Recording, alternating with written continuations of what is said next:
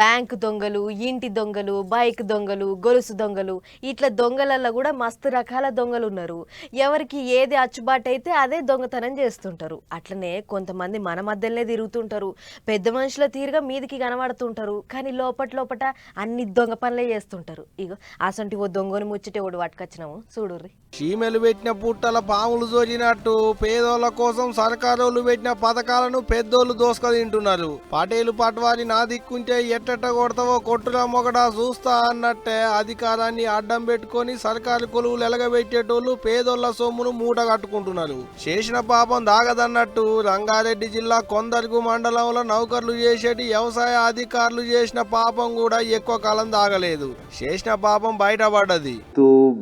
బీమా అండ్ రైతు బంధు ఆ రెండు స్కీమ్స్లో దిస్ కన్సర్న్డ్ ఆఫీసర్ ఏం చేశారంటే ఫేక్ ఐడెంటిటీస్ క్రియేట్ చేసి స్పెషల్లీ రైతు బీమాలో already who have passed away some people expire అయిపోయిన కొందరు వాళ్ళ ఐడెంటిటీస్ క్రియేట్ చేసి ఎన్రోల్ చేయించుకొని రైతు బీమాలో ఫండ్స్ కోసం సెపరేట్ అకౌంట్స్ ఆయన కంప్లీస్ కలిసి ఆ అకౌంట్స్కి డబ్బులు డైవర్ట్ చేసేసి దానికి సైఫన్ ఆఫ్ చేయడం జరిగింది.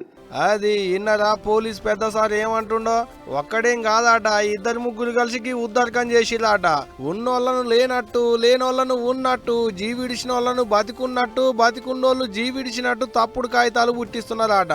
అట్ట జీవిడిచిన వాళ్ళకి వచ్చేటి రైతు బీమా పైకం ఎత్తుకొని ముఖం మాడుస్తున్నారట. అంతేకాదు ధరణిని అడ్డం పెట్టుకొని రైతు బంధు పైసలు కూడా ఎత్తుకుంటున్నారట.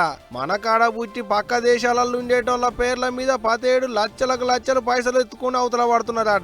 అట్ట ఇప్పటిదానిక ఏం తక్కువ 2 కోట్ల కంటే మీదనే గుంజుకుర్రట బద్మాషి గాళ్ళు. ఇగో గీళ్లే గాళ్ళు. అట్ట ఇప్పటిదానిక ఓ 20 మంది దానిక బతుకున్న రైతుల్ని జీవిడిచినట్టు పత్రాలు పుట్టించినట ఈ బద్మాషి గాళ్ళు.